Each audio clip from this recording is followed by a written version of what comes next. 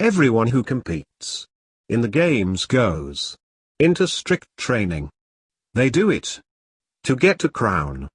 That will not last. But we do it to get a crown that will last forever. 1 Corinthians 9:25. Welcome to xGameZones, hub to latest popular games, reviews, preview and news. Disaster Report 4 is a game that almost never arrived, after making waves with a planned release on PlayStation 3. The initial announcement of this disaster simulator didn't come to much. The 2011 Tohoku earthquake and tsunami in the northeastern regions of Japan halted the production of this follow-up to the franchise of disaster games. The title almost wilted entirely due to the extended development process. It has taken until now for the game to come crashing onto PC and console, and we managed to watch the world burn on Nintendo Switch this week. Like each of the Disaster Report series before it, Summer Memories is a tale of survival among natural catastrophes. It comes from Japan's xGameZones studio and follows a player character as they head into an unnamed big city for a job interview. As if the idea of a day in front of the hiring board isn't atrocious enough, a massive earthquake hits the urban area and all hell breaks loose. From here, a story of survival swallows up gamers, pushing them to explore the human condition and simply try to survive the hardships of a major disaster while making their own fate. Please subscribe in our YouTube channel and follow and like us on Facebook #xGameZones. Visit our site at www.xgamezones.com for more gaming review.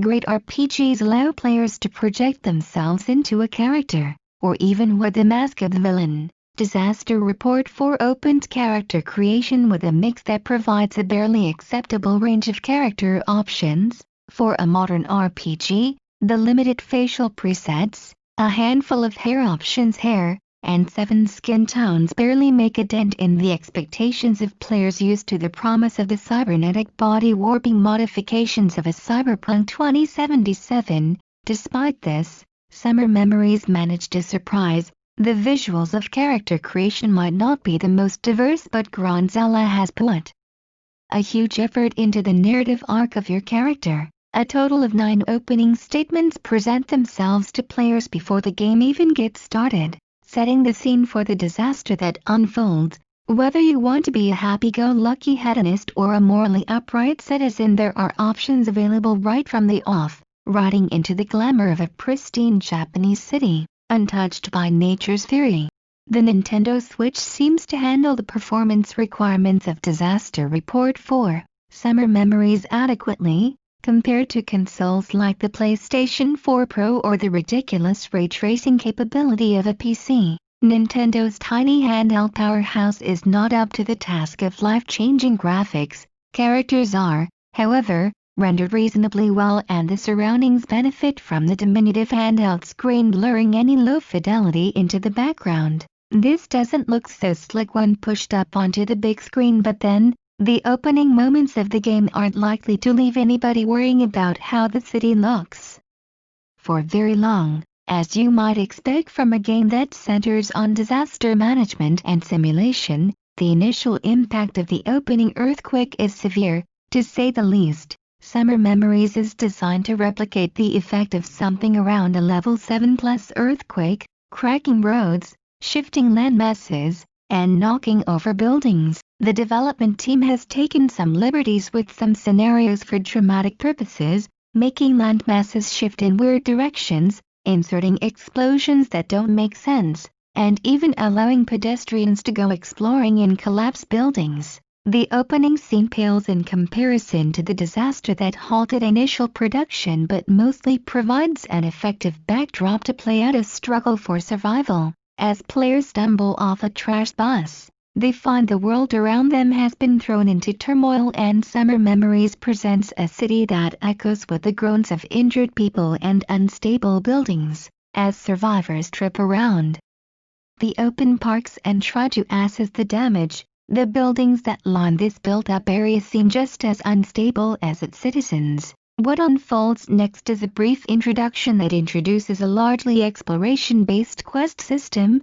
mixing open-world exploration with a narrative arc. Summer Memories pushes players to investigate the world around them, from the buildings that growl menacingly as they strain under their own weight to the local shop fronts that remain open. Anything could hold the key to getting players home and dry. This exploration delivers the central arc of this story, although we won't tell you how it unfolds. As the journey back out in the decimated city unfolds, players pick up items, manage an inventory, interact with NPCs and carry out tasks in a relatively linear quest line. There isn't much room to deviate off into side quests as you try to walk down the blistered pavements, crawl through the rubble, and use whatever is available to leave the devastation behind. The control system and user interface that facilitates all this action is not exactly difficult to decipher and doesn't need to be particularly innovative. This game relies much more on exploration than regular RPG problem-solving to engage players.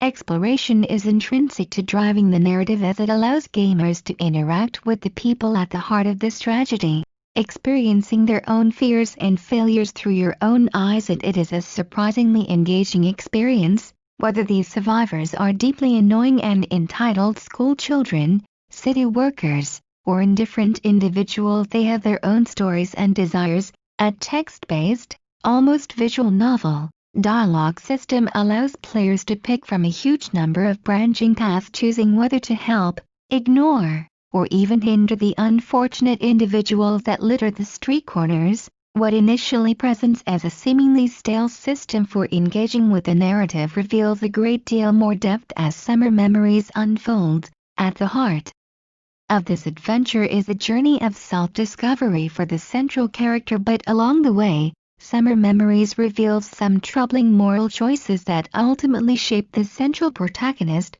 Would you tell a trapped dying man that help is on the way and watch him thank you in his dying breath? Would you tell a particularly selfish child that she is about to walk first into the fire? Would you condemn somebody just because you weren't in the mood and wanted to get home? The opportunity to bow to more base human emotions in the safety of your front room while watching the consequences play out is something D&D might have nailed years ago, but it's particularly impactful when the effect of a decision plays out against the backdrop of a city block brought to ruins and the characters involved are hardly going to avenge the earth. Summer Memories isn't all serious business. Some solid storytelling allows for moments of levity. Whether it's some over-the-top anime-esque arguments or the unhealthy obsession this title has with toilets, yes, you can go to the toilet. There are toilets everywhere and you even have a toilet need parameter. It's utterly ridiculous and slightly brilliant all at once. I can only imagine somebody on staff played the Yakuza toilet minigame and figured it works there. Alongside this unexpected addition, Summer includes the traditional player health meter and a psychological stress system. This stress mechanic is supposed to indicate the psychological stress of a major event like an earthquake, but I found it effectively served to slow down the action, forcing characters to take rests rather than invoke the kind of response that the writing achieved with more subtlety than an arbitrary sign plastered across the top of the screen. While much of Disaster Report 4, Summer Memories is a serviceable, if linear feeling RPG, a number of things are utterly bewildering about this title, whether it is taking to the sea to escape a flood, refilling the toilet roll, or crawling through the rubble to get past the wreck of a fallen office block. There is little to no indication of what's going on. NPC interaction is all the hint really required, it seems. I would like to blame a lackluster tutorial, but there isn't one. The game thrusts you onto a bus and unleashes an earthquake upon you from the off. I would therefore at least like to lean on a quest log, but there isn't one. The open world instances don't provide much direction beyond a compass. while cutscenes do not engage until the appropriate prerequisite moment. While this is likely designed to make interactions feel more natural, it leads to gameplay where players stumble from one scene to another, making the whole experience feel like a rudderless walk around the block at times. When I say walk, I do mean walk. Owing to the aforementioned subpar tutorial, we spent our time in Summer Memories unable to run. If simply due to fatigue or a knock on the head, we will never know, but the result was a mindless wander around open instances that meandered into a process of clicking on all the one-liner NPCs until a cutscene activated.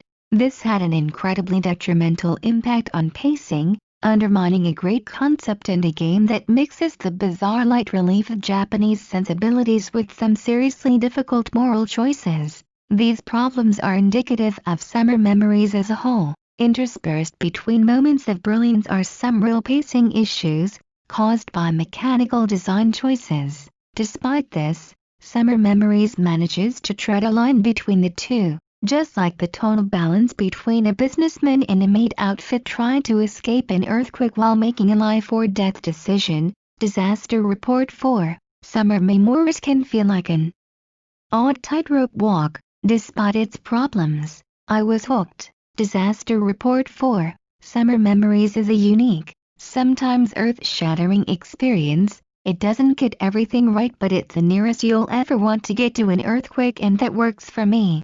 If you have any comments or suggestion, feel free to comment below.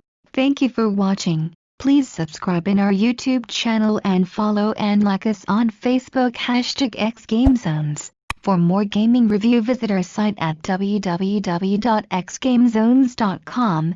Don't forget to click the notification bell. How does coronavirus spread? Coronavirus most commonly spreads from an infected person to others through 1. The air, by coughing or sneezing. 2. Touching a contaminated surface or object manned. Then touching your mouth, nose or eyes. 3. Close personal contact, such as touching or shaking hands. 4. Rarely, fecal contamination. What are signs and symptoms of coronavirus? 1. Fever. 2. Sore throat. 3. Difficulty breathing. 4. Dry cough. How can I protect myself? 1. Wash your hands thoroughly and often with soap and water at least 20 seconds. 2.